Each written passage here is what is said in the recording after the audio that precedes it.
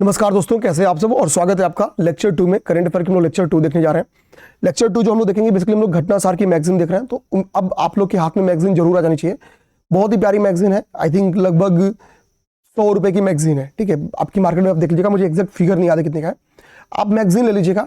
जितना करता जा रहा हूँ मैगजीन में ही अंडरलाइन करते हुए वैल्यू एडिशन अपनी मैगजीन में ही कर लेना, तो नोट्स बनाने की जरूरत नहीं पड़ेगी। ठीक है, और क्लास के बाद से आपको बस रिवीजन करना। अभी 4-5 क्लास के बाद आपके पास कंटेंट बहुत ज्यादा हो जाएगा। आपको बार बार उन्हीं टॉपिक्स का रिवीजन करना है ताकि चीजें आपको याद हो जाए। मैं एक तो क्लास में कोशिश करूंगा कि क्या नहीं याद करना होता है, क्या यूपीपीसीएस का नजरिया होता है, वो सब चीज समझ में आ जाएंगी। आपको क्लास बेहतरीन लगेगी, समझ में आएगी, वादा है। अच्छा, दो लेक्चर नंबर 1 करके लेक्चर नंबर 2 देखने आ रहे हैं, तो सिंपल सी बात है कि उन्हें अच्छा लगा होगा तो वो लेक्चर 2 में आ रहा है। तो भाई प्लीज लेक्चर नंबर 1 में पहले जाके कमेंट कर देना कि आपको क्लास अच्छी लगी। ठीक है, ये काम कर दीजिएगा। जो नए दोस्त हैं, रिक्वेस्ट है प्लीज चैनल को सब्सक्राइब कर लेना। अब देखो, आज जैसे मैंने हर बार आपको कुछ होमवर्क दिया था, आज भी एक आपको होमवर्क देता हूं। ठीक है, बहुत सिंपल सा होमवर्क है जो कि करना ही है। होमवर्क के तौर पे आपको 1 लाइनर मैं होमवर्क दूंगा। देखो, कल मैंने आपको पेज नंबर 1 और 2 दिया था होमवर्क याद करने के लिए। आज आपको पेज नंबर 3 और पेज नंबर 4, ये 2 पेज होमवर्क है, 1 लाइनर है। इसको आपको याद करना होगा। ठीक है, इस चीज को पढ़ना नहीं है, आपको बेसिकली मेरे भाई याद करना है। तो 3 नंबर और 4 नंबर पेज याद हो जाएगा। होमवर्क 1 लाइनर्स है, तो थोड़ा सा आप अपनी तरफ से एफर्ट जोड़ोगे तो बहुत अच्छी तरीके से तैयार हो जाएगा। अब हम अपने टॉपिक्स को स्टार्ट करते हैं। रूस के राष्ट्रपति हमको बताया व्लादिमीर पुतिन भारत की यात्रा के थे। उन्होंने 4 दिसंबर को भारत की यात्रा पर है। 2 दिवसीय यात्रा थी, 4 और 5 तारीख इनकी 2 दिवसीय यात्रा थी। अब देखो, 4 तारीख को भारत है, तो 4 तारीख को भारत आते हैं तो एक तो क्वेश्चन सकते हैं कि प्रधानमंत्री मोदी से मुलाकात हुई, तो हैदराबाद हाउस में दोनों लोग की बायलैटरल मुलाकात होती है। ये आने के पीछे का जो रीजन था, तो भारत और रूस के बीच में 23वीं वार्षिक बैठक होने वाली थी। तो यही जो वार्षिक बैठक है, तो ईयरली वार्षिक बैठक में क्या होता है कि दोनों देश आने वाले 1 साल को लेके अपना विजन, अपना प्लान बताते हैं और कुछ अनाउंस करते हैं कि भाई हम आने वाले ड्यूरेशन में किन किन चीजों पे सहयोग कर सकते हैं एक दूसरे का। ठीक है, इकोनॉमिक के सेक्टर में, हेल्थ के सेक्टर में। अब चूंकि देखो, रसिया डिफेंस के एरिया में आगे है, साइंस के एरिया में आगे है, ध्रुवीय स्टेट है, तो पोलर की बहुत सारी टेक्नोलॉजीज में आगे है। ठीक है, तो बहुत सारी चीजों में हम लोग कह सकते हैं भारत से कई सारे लेबर्स जाते हैं। ठीक है, लेबर्स डायस्पोरा है, तो लेबर्स के एरिया में, तो हम बहुत सारे एरिया में इनसे एमओयू किए होंगे। आपको बस क्या रखना है, देखो, स्वास्थ्य के क्षेत्र में एमओयू हुआ, फूड सिक्योरिटी के क्षेत्र में एमओयू किया गया है, ध्रुवीय जल क्षेत्र के क्षेत्र में एमओयू हुआ है। क्योंकि भारत क्या होता है, हमें बताया अंटार्कटिका में हमारा बहुत सारा क्या, अंटार्कटिका में हमारा हमने अब तक 3 रिसर्च सेंटर्स खोले थे। एक बंद हो गया है, कौन सा बंद हुआ बताओ? 2 अभी है। अभी मैत्री 2 का हम लोग प्लान बना रहे हैं, हमने कल ही करंट अफेयर में पढ़ा।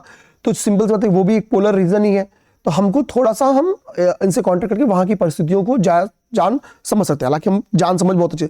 एग्रीकल्चर के एरिया में दादा जो नेशनल फर्टिलाइजर लिमिटेड है, इंडियन पोटास लिमिटेड है, इसका एमओयू कराया गया, इनका समझौता कराया गया कि भाई आप एक दूसरे को सहयोग करिए। जो उनकी कंपनीज हैं इस एरिया की, फर्टिलाइजर एरिया की, मेसर्स जेसीसी, यूराल केम, मेसर्स राष्ट्रीय केमिकल्स एंड फर्टिलाइजर्स लिमिटेड, इनके बीच में एमओयू कराया गया। ठीक है, इसी तरीके से भारतीय पोस्ट डॉक पोस्ट जो है, जो रसिया की डॉक पोस्ट जिसको हम लोग रूसी पोस्ट बोलते हैं, इनके बीच में एक एमओयू हुआ। ठीक है, आप इसी तरीके से देखेंगे कि इनके बीच में जो एमओयूज हुए हैं वो यहाँ पे लिखे गए। देखो, बेसिकली इनके द्वारा जो घोषणाएं की गई ना, आप यहाँ पे, ठीक है, कुछ कुछ चीजें हैं, बस आप चाहो तो इसकी थोड़ी सी रीडिंग कर लेना, बहुत ज्यादा इंपॉर्टेंट नहीं है। इंपॉर्टेंट देखो, यहाँ पे जो घोषणाएं हैं वो बेहद इंपॉर्टेंट है। देखो, एक घोषणा यहाँ पे क्या बोली गई कि भाई हम 2030 का प्लान बनाते हैं। ठीक है, एक विजन बनाते हैं कि भाई हम दोनों देश रणनीतिक सहयोग के क्षेत्र में, ठीक है, के विकास को लेके एक 2030 का प्रोग्राम तैयार करते हैं। ठीक है, ये घोषणा की गई। भारत हमको पता है कि आईबीसीए का हेड है। आईबीसीए का गठन भारत के नेतृत्व में हुआ है। मैंने कल ही आपको बताया था कि 1973 में हमने क्या स्टार्ट किया था। 1973 में हमने प्रोजेक्ट टाइगर स्टार्ट किया था, प्रोजेक्ट टाइगर। और प्रोजेक्ट टाइगर का जब 50 वर्ष 50 ईयर पूरा हुआ था, तो हमने 50 वर्ष पूरा होने के उपलक्ष्य में क्या बनाया, IBCA international big kit alliance बनाया। और इसी आईबीसीए में बहुत सारे मेंबर्स हैं। ठीक है, अब देखो, तो रसिया ने बोला कि भाई हम आपकी आईबीसीए में सहयोग करेंगे, मतलब हम आपका मेंबर बनने के लिए तैयार हैं। सॉरी, आगे बात समझ में? अच्छा भाई, आगे आओ। आप यहां पे देख सकते हो, एक प्रदर्शनी की बात की गई है, एक घोषणा की गई है, इंडिया फैब्रिक ऑल टाइम। ये एक क्या है, ये एक प्रदर्शनी है, किस चीज को लेके? तो देखो बेसिकली वास्तुशिल्प, ठीक है, ये है वास्तुशिल्प को लेके, कला को लेके, ठीक है, एक म्यूजियम प्रदर्शनी बेसिकली, ठीक है। कौन कौन इसका आयोजक है? तो सिंपल सी बात है, इंडियाज फैब्रिक ऑफ टाइम के लिए सहमति बनी है। तो एक तो क्वेश्चन डायरेक्टली आ जाए कि इंडिया फैब्रिक ऑफ टाइम के लिए अभी हाल ही में जो सहमति बनी, किन देशों के बीच में सहमति बनी है? तो रसिया और भारत के बीच में सहमति बनी है। देखो कह रहा कि राष्ट्रीय शिल्प संग्रहालय कहाँ पे स्थित है? तो नेशनल जो शिल्प संग्रहालय है वो आपका स्थित है नई दिल्ली में, एवं हस्तकला अकादमी, ठीक है। ये और मॉस्को में जो इनका है, ठीक है, वो है जारित्सिनो स्टेट, ठीक है। तो भारत का जो शिल्प संग्रहालय एवं हस्तकला अकादमी है उसका जारित्सिनो स्टेट के साथ ये दोनों क्या करेंगे? मिलके सम्मिलित रूप से एक सहमति आधारित क्या करने वाले हैं? ऐतिहासिक वास्तुशिल्प बेस्ड, आर्ट बेस्ड, ठीक है, एक प्रदर्शनी आयोजित करने वाले हैं, sir India's fabric of time, इसके लिए सहमति बनी है। आगे आइए, कह रहा कि रूसी नागरिकों को पारस्परिक आधार पर 30 दिन का निःशुल्क ई पर्यटन वीजा देने की अनुमति है। भारत सरकार ने बोला कि भाई कि ठीक है, हम जो रशियन सिटीजन्स हैं, ठीक है, उनको 30 दिन का निःशुल्क फ्री ई पर्यटन वीजा देंगे, ठीक है। तो इसका फायदा क्या है भाई? पर्यटक वीजा मिलेगा तो जाहिर बात है कि ये लोग आएंगे, थोड़ा व्लॉगिंग करेंगे, तो टूरिज्म जो हमारी एक्टिविटीज है, जो फॉरेन ट्रैवलर्स हैं उनकी संख्या में वृद्धि होगी। तो ठीक है, इसके बहुत सारे लाभ पर्यटन क्षेत्र को मिल सकते हैं। अच्छा आगे देखिए, ठीक है, तो हम लोग कहते हैं रूसी नागरिकों को निःशुल्क वीजा मिलेगा पर्यटन को लिखते हुए। तो नीचे लिखा भी है कि ग्रुप वीजा भी देंगे, इंडिविजुअल और ग्रुप वीजा दोनों दिया जाएगा निःशुल्क, ठीक है। आगे देखिए क्या करा गया कि भाई बोला गया भाई कि हम दोनों अपनी 2030 को लेकर एक स्ट्रेटजी प्लान करते हैं। तो भारत इन्होंने बोला कि भाई हमारा उद्देश्य है कि 2030 जब है ना, देखो भारत और रसिया के बीच में संबंध तो चाहे, लेकिन हमारे बीच में बायलैटरल ट्रेड एक्चुअली जितना बड़ा होना चाहिए उतना बड़ा होता नहीं है। अगर हम डिफेंस हटा दें और रिसेंट के क्रूड ऑयल्स को हटा दें तो हमारे बीच में जो बायलैटरल ट्रेड है वो नाम मात्र का है, फिर वो छोटे छोटे देशों के बराबर भी नहीं है, ठीक है। तो इन्होंने बोला कि भाई 2030 तक 100 अरब डॉलर, पहले हमारा टारगेट क्या होना चाहिए कि 2030 आते आते हम लोग 100 अरब डॉलर का बायलैटरल ट्रेड करना स्टार्ट करें, कितना? 100 अरब डॉलर का, ठीक है, ठीक है। और चूंकि हमको पता है कि अभी हमने क्या किया, न्यूजीलैंड के साथ, न्यूजीलैंड के साथ हमने एफटीए किया है। मैंने आपको शुरू में बताया एफटीए किया है, 5 आइस की 2 कंट्रीज के साथ हमने एफटीए कर लिए हैं, ऑस्ट्रेलिया और न्यूजीलैंड। तो एफटीए हमने अभी न्यूजीलैंड क्या है 7th कंट्री बनी ना जिसके साथ हम लोग एफटीए किए हैं। तो रसिया के साथ भी हम लोग एफटीए ट्राई कर रहे हैं, फ्री ट्रेड एग्रीमेंट की हम लोग साइन कर लें, ठीक है ना। अच्छा देखिए, भारत सरकार हमको पता है कि यार डिफेंस के सेक्टर में हमने इनसे बहुत सारी कॉन्ट्रैक्ट किए हैं जिसकी अभी पूरी तरीके से आपूर्ति सुनिश्चित नहीं हो पाई है। तो S-400, ठीक है, हमको पता है कि ठीक है S-400 अभी ऑपरेशन सिंदूर के समय आपने देखा ही होगा। तो S-400 की कुछ यूनिट्स अभी रसिया ने नहीं भेजा भारत को, तो हमने बोला भाई पहले तो आप हमारा वो S-400 जो डील रुकी है वो भेजो। सुखोई 30 MKI, ये अक्सर आप देख लोगे, ठीक है, जब किसी मिसाइल का एयर टू एयर या एयर टू सरफेस जब प्रक्षेपण किया जाता है, ठीक है, जब एयर, तो अक्सर आपको सुखोई 30 MKI विमान का यूज दिख जाएगा। सुखोई 57, तो सुखोई जो श्रृंखला है वो बेसिकली हमारे किसकी है? हमने रसिया से आयातित श्रृंखला है, ठीक है ना। तो सुखोई MK1 या MKI अपग्रेड, सुखोई 57, ठीक है, इनका और इनके जो पार्ट्स हम लोग कह सकते हैं इनकी आपूर्ति सुनिश्चित हो, इस पर हमने काफी जोर दिया कि भाई ये होना ही चाहिए जल्दी से जल्दी। तो ये सारे हमने बेसिकली डील्स के, एमओयूज के और घोषणाएं की। अब मेरा मानना है जो घोषणा है वो मेरे भाई बहुत इंपॉर्टेंट है, घोषणाओं पे ज्यादा आप फोकस करना, ठीक है।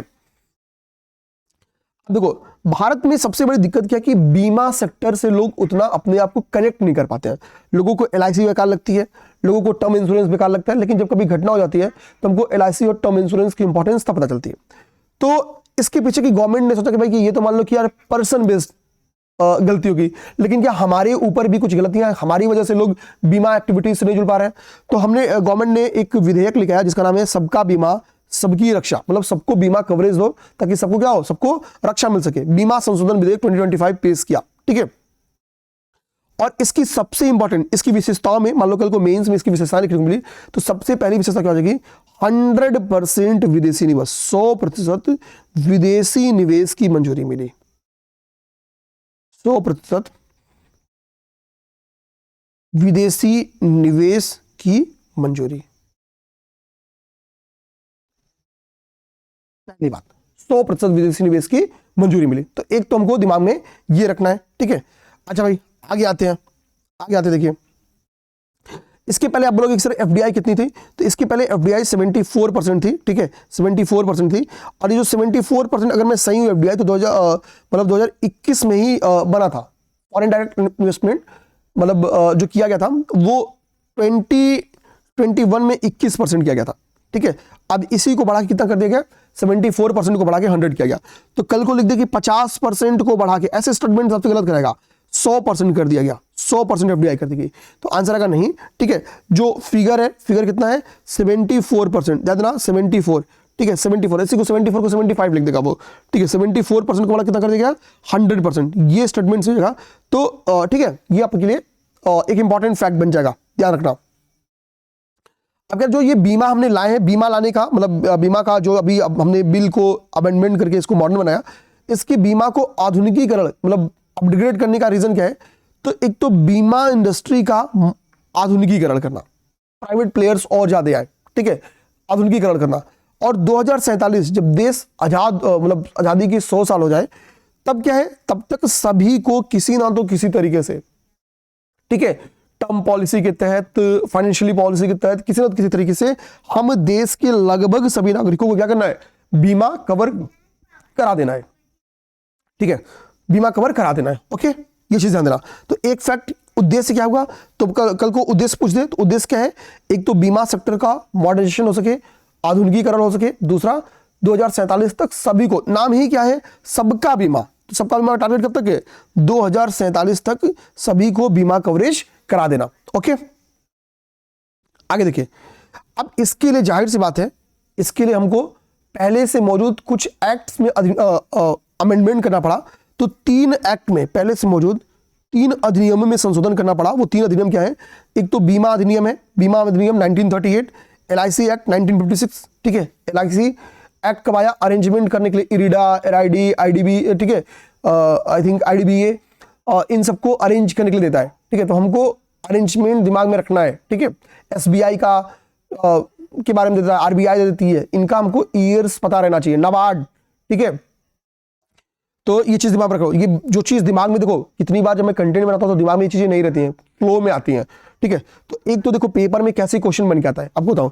तो एक तरफ क्या है कि अभी हम लोग कई सारे और भी अधिनियम पढ़ने वाले जिनको या तो निरस्त कर दिया गया या तो उसमें संशोधन किया गया। तो यहां भी क्या करेगा, जैसे लिख देगा बीमा अधिनियम, एलआईसी अधिनियम, आईआरडीएआई एक्ट, ठीक है, ऐसे लिख देगा आरबीआई एक्ट, ऐसे लिख देगा एसबीआई एक्ट, मतलब फॉर एग्जांपल आगे रहे। और इधर मैच द कॉलम में इधर एक बॉक्स बना देगा और उसमें ईयर लिख देगा, इसमें क्या लिख देगा, ईयर लिख देगा, और कह देगा कि निम्नलिखित में से कौन सा कूट सही है, कूट को मैच कराओ, ऐसे एबीसीडी लिख देगा, ठीक है। उधर 1 2 3 4 ऐसे लिख देगा और क्वेश्चन दे देगा आपको ऐसे, ठीक है। तो ये क्वेश्चन टप जाता है, हमको क्या ना, हमको एक्चुअली याद करना होगा, मतलब ये चीजें, क्योंकि इसी को लोग छोड़ते हैं और वो यहीं से क्वेश्चन बना देगा, यहीं से क्वेश्चन बना देगा। तो पहले मुझे याद करना होगा, ठीक है, कि बीमा एक्ट कब आया, तो बीमा 38 साल के होते होते बीमा करा लो, ठीक है, ऐसे कुछ याद करो कि बीमा करा लो, ठीक है, ठीक है। एलआईसी को हम लोग क्या कर रहे हैं, तो मोदी जी का सीना कितना 56 इंच का, ठीक है। तो सभी को अगर बीमा कवरेज कर लेंगे तो आप समझे ना, शांति के साथ जीवन के साथ भी और जीवन के बाद भी, ठीक है, काम चलेगा। तो एलआईसी कुछ ऐसे टर्म्स दिमाग में रखो, फैक्ट्स क्योंकि बहुत याद करना भी, ठीक है। तो एलआईसी अधिनियम कब आया, 1956 में, 1956 में। बीमा अधिनियम कब आया, 1938 में। कल को हमको ब्रिटिशर्स की अगर कुछ एफर्ट दिखाना रहे पॉजिटिव, तो हम बहुत सारे एक्ट के तहत दिखा सकते हैं कि देखिए इन्होंने बीमा सेक्टर में भी सकारात्मक प्रयास किए थे, ठीक है। जैसे बीमा जो अधिनियम 1938 है, ये गुलामी के ड्यूरेशन में आया। आईआरडीएआई अधिनियम, ठीक है, 1999, तीनों में अमेंडमेंट हुआ है। तीनों का हमको ईयर याद रखना चाहिए, मैं कंपल्सरी बता रहा हूं, पता चले पेपर में क्वेश्चन यहीं से आ जाए, ठीक है। इसलिए मैंने लिख दिया याद करना है, ठीक है। अब देखो सबसे पहले 2021 के पहले जो एफडीआई था वो कितना था, केवल 49%, देखो 49% था। तो ध्यान देना, ठीक है। इसके पहले बीमा क्षेत्र में पहले केवल क्या था, 49% विदेशी निवेश की अनुमति थी, 2021 में 74 कर दिया गया, ठीक है। और 21 से लेके आज तक चला, उसके बाद से 100% कर दिया गया, ठीक है। तो ये चेंजिंग मैंने लिख दिया है। अब देखो यहाँ पे कुछ परिणाम बताया गया कि भाई कि हमने, मतलब गवर्नमेंट बता रही है कि हम जब से आए तो हमने बीमा सेक्टर में क्या सुधार किया, यहाँ पे बता रही है। तो बेसिकली जो निर्मला सीतारमण जी हैं, हमको पता है कि वो वित्त फाइनेंस मिनिस्टर है हमारी, उन्होंने बताया कि भाई 2014 में जब हम गवर्नमेंट पकड़ा तो देश में बीमा कंपनियों की संख्या कितनी थी, बीमा कंपनी, तो यहाँ पे बीमा कंपनी की संख्या कितनी थी, केवल 53 थी बीमा कंपनी। लेकिन जब हम आते हैं तो बीमा कंपनी की संख्या बढ़ कितनी गई, 74। इसका मतलब कि हमने अदर प्लेयर्स को भी बीमा फील्ड में शामिल किया है। तो बीमा कंपनियों की संख्या बढ़ने का मतलब क्या है, विविधता का बढ़ना, लोगों के पास नए नए ऑप्शंस आ गए। भाई कोई कहेगा मैं इतना दूंगा, कोई कहेगा मैं इतना दूंगा, कोई कहेगा मेरी पॉलिसी ये है। तो अच्छी पॉलिसीज के चयन का मतलब एक ही पॉलिसी रहे, केवल LIC रहे तो लोगों के पास चयन का अधिकार नहीं रहेगा। लेकिन जब हमारे पास संख्या बढ़ गया, मीन्स हमारे पास विविधता बढ़ गई, हमारे पास अपॉर्चुनिटी बढ़ गई। तो दूसरी गवर्नमेंट ये कह रही है कि देश में प्रति व्यक्ति बीमा घनत्व $55 से बढ़ के कितना हो गया, $57। तो एक तो बीमा वर्तमान में बीमा घनत्व कितना हो गया, तो वर्तमान में बीमा घनत्व बढ़ के हो गया आपका $55 से, $55 से आपका जो बीमा घनत्व बढ़ के हो गया कितना, $97 मेरे भाई, कितना, $97। तो दो फैक्ट्स गवर्नमेंट जो चेंजिंग दिखा रही है, कहां से भाई, जब हम 2014 में गवर्नमेंट पकड़े तब से लेके अब तक तो बीमा कंपनीज की संख्या में वृद्धि हुई और क्या हुआ, बीमा घनत्व जो बीमा डेंसिटी है उसमें वृद्धि देखने को मिली, प्रीमियर्स में अच्छी खासी वृद्धि देखने को मिली। अब गवर्नमेंट देखिए क्या है कि बहुत सारे ऐसे कानून देखो क्या होते हैं कि समय के साथ पुराने होते हैं। तो बहुत सारे कानून जो अधिनियम है उनको चेंज करना, मतलब उनको समय की मांग के अनुसार मॉडर्न करना, या अगर उनकी महत्ता समाप्त हो गई हो तो उनको निरस्त कर देना, उनका निरसन करना बड़ा जरूरी होता है। तो गवर्नमेंट ने क्या किया है, एक विधेयक लाया जिसका नाम है निरसन और संशोधन विधेयक 2025, और अभी इसको सदन में पारित हो गया। अब देखो इसमें फैक्ट पहले याद करना है। तो पहली बात, कुल कितने, यहाँ पे देखो निरसन भी लिखा है और संशोधन भी लिखा है, तो कुल 71 ऐसे अधिनियम, ये फैक्ट याद रखना आपको, कितना, 71, कुल 71 ऐसे अधिनियम ऐसे अधिनियम है जिनका या तो निरसन किया गया, मतलब जिनकी अब वजूद ही समाप्त कर दिया गया, ठीक है, या फिर उनको अमेंडमेंट करके वर्तमान इस समय की कंडीशंस की अनुसार लेके आया गया, कुछ नए प्रावधान जोड़े गए, कुछ पुराने प्रावधान हटाए गए, ठीक है ना। तो कितना, 71। अब आप देखो 71 को 65 और 6 में मैंने डिवाइड कर दिया है, ठीक है। मतलब इसमें अब आपको देखना है कि 6 ऐसे अधिनियम थे, ध्यान देना, 6 ऐसे अधिनियम थे जिनमें क्या हुआ है, ध्यान देना, यहाँ पे देखो, यहाँ पे इस बात को बताया गया होगा, ठीक है, यहाँ पे इस बात को बताया गया है, यहाँ पे बहुत ध्यान से देखना आप लोग, ठीक है, ठीक है। देखो 71 अधिनियमों में से 65 अधिनियम में क्या हुआ है, संशोधन हुआ है। 65 अधिनियम में, यही सब आपका टाइम बचेगा क्लास से, ठीक है। 65 अधिनियम में क्या हुआ है, बेसिकली अमेंडमेंट हुआ है, संशोधन हुआ है। तो जब हम कह रहे हैं कि टोटल 71 में ही चेंजिंग हुआ है, 71 में ही क्या है, निरसन संशोधन विधेयक लाया गया है। तो जब हम कह रहे हैं ऑलरेडी, जब हम यहाँ पे ऑलरेडी कह रहे हैं कि 65 ऐसे एक्ट है जिनमें क्या हुआ है, संशोधन हुआ है, तो निरसन कितने अधिनियम का हुआ होगा, तो सिंपल सी बात है, निरसन हुआ होगा 65 + 6, तभी तो 71 होगा। तो कुल 6 अधिनियमों का क्या किया गया है, निरसन किया गया है। 6 अधिनियम निरसित हुए, यानी जिनको निरस्त कर दिया गया, समाप्त कर दिया गया, ठीक है, निरसन। और 65 के क्या हुआ, 65 को संशोधन किया गया है, इनका अमेंडमेंट किया गया है, संशोधन, ओके। देखो दोस्त, आप लोग यूपीपीसीएस प्रीलिम्स का पेपर दे रहे हो 2026, ठीक है, तो आपके लिए यूपीपीसीएस के लिए हमने एक प्रीलिम्स मॉड्यूल बैच लॉन्च किया है। उस मॉड्यूल बैच का मैं आपको बेसिक डिटेल बता देता हूँ। हम अपनी पूरी टेस्ट सीरीज, हमारी 19 पेपर की टेस्ट सीरीज थी, आपको हम लोग वो प्रोवाइड कराएंगे। वो हम पीडीएफ नहीं देंगे, बल्कि गूगल मीट पे आप सामने सामने बैठ के वो पेपर को 1 to 1 देते हो, ठीक है। हमें गूगल मीट के लिंक के थ्रू कराते हैं। हम बहुत सारे लाइव क्विजेस कराने वाले हैं, जिसको हम टेलीग्राम क्विज बोल सकते हैं। तो हम प्रॉपर आपके लिए टेलीग्राम क्विज का एक अलग से ग्रुप बनाए, जिसमें हम लोग करेंट अफेयर और ट्रेडिशनल क्वेश्चंस में क्या कि 15 साल की PYQs की प्रैक्टिस करा देंगे, ठीक है। तो ये काम भी आप वहां से अच्छे से कर लोगे। तो ये सेकेंड चीज हुआ। इसके बाद से मेरे भाई, इसके बाद से करंट अफेयर की एक 500 MCQs की पीडीएफ, जो भी रिपीटर्स होंगे उनको पता कि करंट अफेयर की जो पीडीएफ है, जो पीसीएस अभ्यास की, वो मैक्सिमम लोग, लगभग 10-12 हज़ार लोग तो पढ़ के जाते ही है पेपर देने, ठीक है। अगर हम लोग केवल कंटेंट की बात बोले तो हम उस कंटेंट को आपको लेना नहीं पड़ेगा, हम आपको पहले से ही बोल दे रहे हैं, हम आपको देंगे ही देंगे, हम वो भी आपको वहाँ पे प्रोवाइड करा देंगे, ठीक है।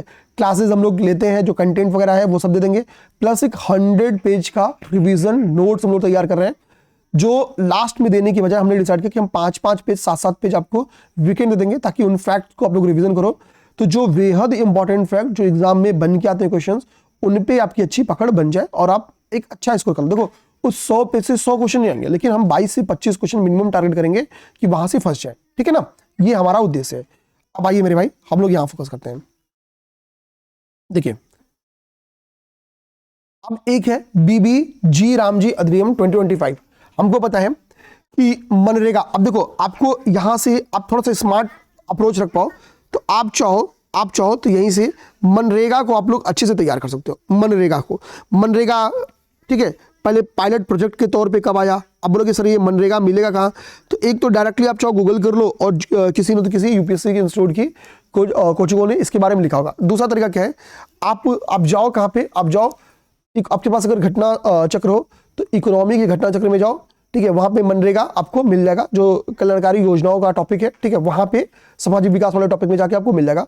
तो वहां पे आपको पता चलेगा कि पहली बार पायलट प्रोजेक्ट के तौर पे इसको कहां पे राजस्थान में लेके आया गया, तो कब इसका नाम में महात्मा गांधी नाम जोड़ दिया गया, ठीक है, ये 2 चीज आपको पता चलेगा। बाकी सारी जानकारी मैं आज आपको दे दूंगा। देखो मनरेगा आपको 100 डेज की 100 दिनों की काम की गारंटी देती थी। अब देखो उसी की जगहों पे हमने क्या किया, मनरेगा को अपग्रेड किया, उसको मॉडर्नाइज किया, ठीक है, और उसका नाम क्या रखा गया, तो उसका शॉर्ट नाम है वीबीजी रामजी योजना। तो कल अभी मैंने आपको शांति बिल का फुल फॉर्म याद करा था और आपको याद करना है बीबी नहीं वीबी, विकसित भारत। जी मतलब गारंटी, राम जी मतलब आर में यहाँ पे रोजगार है, ए से आपका आजीविका है, एम से मिशन है, तो रोजगार एंड आजीविका मिशन, और जी से ग्रामीण क्योंकि लोकल एडमिनिस्ट्रेशन है। तो विकसित भारत गारंटी फॉर रोजगार एंड आजीविका मिशन वीबीजी रामजी बिल को पेश किया गया। और ये काफी इस बिल को लेके काफी चूंकि डिस्कशंस हुए हैं, तो वो डिस्कशंस होने के कारण, ठीक है, ध्यान देना, यहाँ पे देखो 21 दिसंबर को चूंकि राष्ट्रपति मुर्मू जी के द्वारा इनको अनुमति मिल गई, मतलब परमिशन मिल गई, तो हमारे लिए ये डेट इंपॉर्टेंट है। देखो 18 तारीख को लोकसभा से पास हुआ, आप ये डेट याद रखो मत रखो कोई दिक्कत नहीं है, ठीक है। इसके बाद से 19 तारीख को राज्यसभा से पास हुआ, ठीक है, आप ये याद रखो नहीं रखो, कोई भी एक्ट हमको पता है, इसके बाद से अगर फाइनली राष्ट्रपति के द्वारा इस पर सिग्नेचर करके अपनी सहमति दी जाए तो क्या होता है, फिर वो आपका कानून बन जाता है। तो सिंपल सी बात है, द्रौपदी मुर्मू जी ने 21 तारीख को 21 दिसंबर को इस पे साइन किया, ठीक है, इसको अपनी मंजूरी प्रदान की। तो पेपर में क्वेश्चन आ सकता है कि राष्ट्रपति के द्वारा कब मंजूरी प्रदान की गई, तो फाइनली 21 दिसंबर को इसकी मंजूरी मिली है, 21 दिसंबर को। तो यहां पे फिर मैं आपसे बोलूंगा कि 21 दिसंबर आपको याद करना होगा, ये घटनाक्रम भी याद करना, क्योंकि बहुत डिस्कशन हुआ है पार्लियामेंट में इसके ऊपर।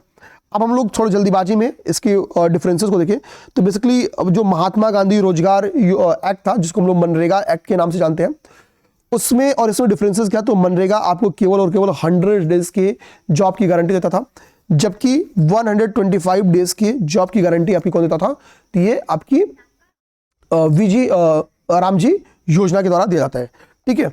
अब देखो मनरेगा में ये था कि भाई कि मिनिमम आपको 15 दिन मजदूरी करके, ठीक है, आपको पेमेंट मिलता था 15 दिन से 1 महीने में, ठीक है, तब आपको आपका पेमेंट मिलता था। लेकिन इसमें यह बोला गया है कि भाई नहीं 15 दिन नहीं, आपको वीकेंड हर हफ्ते पेमेंट किया जाएगा, और अगर कभी देर भी हो गया तो अधिकतम 15 दिन की देरी होगी। अब पहले यही 15-30 था, ठीक है ना, तो आप समझ गए। दूसरा पेमेंट को लेके टाइमली पेमेंट हो, इसको हम लोग कह सकते हैं कि मॉडर्नाइज किया गया, ठीक है। आगे वो है कि भाई इसमें एक नया प्रावधान जोड़ा गया है, वो है बेरोजगारी भत्ता का प्रावधान। कि मान लीजिए फॉर एग्जांपल आपने अप्लाई किया मनरेगा को लेके, आपको नहीं करना है, बस समझा रहा हूं, और भाई मान लीजिए कि भाई कि आपकी अप्लाई के 15 दिन के अंदर आपको रोजगार नहीं मिला, तो सरकार आपको क्या करेगी, आपको बेरोजगारी भत्ता देगी, ठीक है, बेरोजगारी भत्ता देगी अगर आपको 15 दिन के अंदर रोजगार नहीं मिला तो। ओके, ठीक है, ओके। अब आगे देखिए, आगे कह रहा है ग्राम पंचायत योजनाओं। अच्छा, इसमें कई इंपॉर्टेंट बात और भी बोली गई है, ये वाला पॉइंट भी देखिए इंपॉर्टेंट है कि ये जो वीजी रामजी योजना है, इसमें बोला गया है कि ग्राम पंचायत योजनाओं को जरूरी किया गया है, पंचायत इस योजना को खुद भी तैयार कर सकती है, ठीक है, इस चीज को दिमाग रखना, ठीक है। अब इसमें एक सबसे इंपॉर्टेंट बात, और भी बहुत सारे काम को इसमें जोड़ा गया है। देखिए अब यहां पे क्या लिखा है, कह रहा है कि नए कानून की धारा 2 के अंतर्गत रोजगार को जल सुरक्षा, ठीक है, कोर ग्रामीण बुनियादी ढांचा, आजीविका, चरम मौसमी घटनाओं से जुड़े कार्यों से जोड़ा गया है, ठीक है। तो जो हम लोग कह सकते हैं बेसिकली जो चरम मौसमी घटनाएं हैं, ठीक है, जो जल सुरक्षा यानी हम लोग कहते हैं वाटर सिक्योरिटी, ठीक है, जो कोर रूरल जो बुनियादी ढांचा है, ठीक है, उससे जुड़ी और आजीविका से जुड़ी कार्यों को इसमें जोड़ा गया है रोजगार के अंतर्गत, ठीक है। ये थोड़ा सा अच्छा, एक जो विवाद है वो ये 60-40 का है। पहले क्या था, ये जो रेशियो था 60-40 का, ये 90-10 का रेशियो था, 90-10 का रेशियो था। बट अभी केंद्र और राज्यों के बीच में ये रेशियो कितना हो गया है, आपका 90-10 हो गया है। लेकिन पर्वतीय राज्यों और केंद्र शासित प्रदेशों के लिए अभी भी ये 90-10 ही है। तो ये जो रेशियो चेंज किया गया है, इससे माना गया है स्टेट के ऊपर जो आर्थिक जिम्मेदारियां वो बढ़ जाएंगी, तो चांसेस है कि स्टेट ज्यादा से ज्यादा रोजगार देने से बचे। इसमें मनरेगा के तहत इसमें एक चेंजिंग किया गया है बेसिकली एग्रीकल्चरल लेबर्स को ध्यान में रखते हुए। तो ये बोला गया भाई कि जो बुआई और कटाई का जो समय होता है, ठीक है, उसको ध्यान में रखते हुए हम 60 दिन का एक ब्रेक रखेंगे। उसके तहत क्या है कि वीजी रामजी योजना में कोई काम नहीं होगा, ठीक है। इस योजना का बेसिकली उद्देश्य है कि वो मजदूर जो हमको होता है कि जो ग्रामीण मजदूर होते हैं मैक्सिमम वो इस कामों में लग जाते हैं, ठीक है, बुआई कटाई ये भी काम जरूरी होता है। तो इसके लिए क्या है ना, और ये एग्रीकल्चर के लिए बहुत जरूरी काम है। देखो हो सकता है कि आप किसी पॉइंट ऑफ व्यू से आप आलोचना कर लो, लेकिन देखो हम एटलीस्ट हम जो वीजी रामजी योजना के तहत क्या करने की कोशिश कर रहे हैं, हम एक रोजगार ही सृजन करने का प्रयास कर रहे हैं ना, हमारा उद्देश्य तो यही है। और मान लो फॉर एग्जाम्पल कि भाई कि उसमें उनको क्या मिले, 400 रुपए मिले, पता नहीं कितने मिलते मुझे नहीं पता, ठीक है।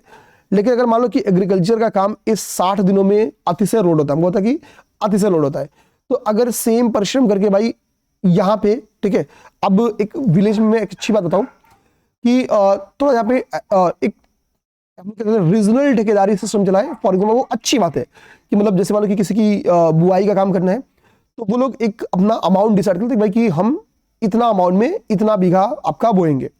तो हम मेरे कहने लगे कि अगर मान लो कि परिश्रम करके कोई 400 कमा रहा है और एग्रीकल्चरल वर्क में, ठीक है, इसी समय 600 कमा ले रहा है, तो बेटर है ना कि वो इस 600 पे फोकस करे बजाय कि इस 400 की। तो एक तो इनका इनकम नहीं घटेगा, दूसरे आप फूड सिक्योरिटी या एग्रीकल्चरल बेनिफिट को दिमाग में देखोगे तो ये 60 दिन का जो विशेष समय ना, इसकी इंपॉर्टेंस आपको समझ में आएगी, इसकी इंपॉर्टेंस, ठीक है। ओके, तो एक जो हम एग्रीकल्चरल लेबर्स के तौर पे कोई कमी ना आए, बेसिकली ये 60 दिन का ब्रेक इसको ध्यान में रख के लिया गया है, ठीक है। अच्छा, अगला आपका टॉपिक है विकसित भारत शिक्षा अधिष्ठान विधेयक 2025 संयुक्त सदस्यीय समिति को। अब देखो ये एक विधेयक है, आप समझो बता के रहा हूं, विधेयक का नाम क्या है, विकसित भारत शिक्षा अधिष्ठान विधेयक। ये अभी बिल क्या है, संयुक्त संसदीय समिति यानी ज्वाइंट पार्लियामेंट्री कमिटीज को जेपीसी को ट्रांसफर कर दिया गया, जेपीसी को। अच्छा देखिए, ये मैगजीन की एक बात क्या है ना, थोड़ा अभी पीसीएस में करंट अफेयर को लेके, हिंदी मीडियम में मैगजीन पहले आ जाती है, मैक्सिमम चांस है कि हिंदी मीडियम में 6 मंथली रहेगी, ये इंग्लिश मीडियम में नहीं जाएगी। लेकिन जब ईयरली मैगजीन आती है, ठीक है, घटनासार तो फिर भी हिंदी में ही निकालेगी, ईयरली मैगजीन जब आएगी तो घटना चक्र इंग्लिश में निकालती है लेकिन घटनासार हिंदी में निकालती है। तो थोड़ा सा आपको करेंट अफेयर को लेकर ना थोड़ा सा आपको इंग्लिश वाली, हालांकि आपको लाइन बाय लाइन पढ़ना ही नहीं है, मैं जब चीजों को बोल दे रहा हूं तो आपको समझ जाना है, ठीक है, ठीक है। अच्छा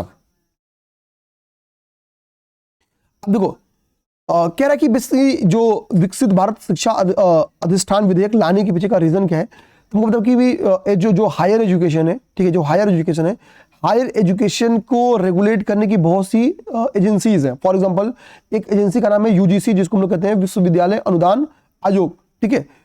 दूसरा है AICTE भारतीय तकनीकी शिक्षा परिषद। इसी तरीके से आपकी NCTE है यानी राष्ट्रीय अध्यापक शिक्षा परिषद, ठीक है, ठीक है, राष्ट्रीय अध्यापक शिक्षा परिषद, ठीक है, यानी नेशनल काउंसिल ऑफ, ठीक है, टीचर हम लोग कह सकते हैं, हाँ, टीचर एजुकेशन, ठीक है, जो भी है इसका है। NCTE का फुल फॉर्म तो ये एन से नेशनल हो जाएगा, टी से हमको लगता है आई थिंक कमीशन हो जाएगा, तो ये परिषद लिखा है, इससे टीचर हो जाएगा, इससे एजुकेशन हो जाएगा, ठीक है, फुल। तो अब देखो भाई ये 3 है, तो इनमें भी एक रूपता है, कोई टकराव की स्थिति ना आए, आपसी टकराव की जगह इन इंस्टीट्यूट में समर्थन की स्थिति आए, इसको ध्यान में रख के एक्चुअली इस विधेयक को पास किया गया। नाम क्या है, विकसित भारत शिक्षा अधिष्ठान विधेयक 2025 यानी भविष्य को चुनौतियों को ध्यान में रखते हुए, ठीक है। तो क्या है बेसिकली इस विधेयक का उद्देश्य क्या है, ठीक है, कि उच्च शिक्षा के नियमन, उच्च शिक्षा का नियमन करना, उसको नियमन मतलब रेगुलेट करना, उसको मान्यता और उसके प्रशासन को की व्यवस्था को बदलना।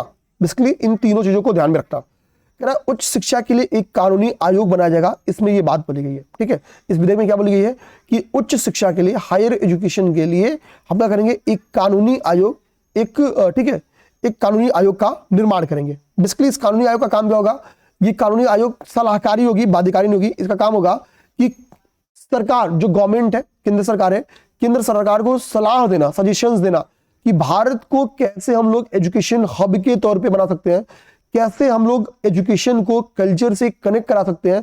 ठीक है, कल्चर के संरक्षण में इसको जोड़ सकते हैं, इसको ध्यान में रखते हुए। ठीक है, तो आयोग सरकार को ये इस बात की क्या होगी, सलाह देगी। तो आप समझो, तो ये विकसित भारत शिक्षा अधिष्ठान विधेयक है। ठीक है, ये कहाँ चली गई है, अभी ये गई है जेसीसी के पास भेजा गया है, यानी ज्वाइंट पार्लियामेंट्री कमेटी के पास बैठा गया कि अगर कमेटी का कोई राय हो, हमको पता है जो संसदीय समितियां होती हैं, जो संसद होता है, संसद में आपको भी पता कि विशेषज्ञता की कमी होती है।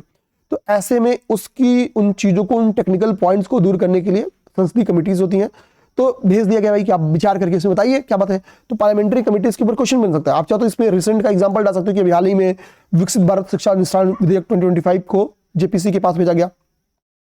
ठीक है, अच्छा, ये जो दिक्कतें थी ये हम लोग देख लिए। ठीक है, अब देखते हैं भाई जेपीसी इसमें क्या सुझाव देती है, वो तुम लोग देखेंगे।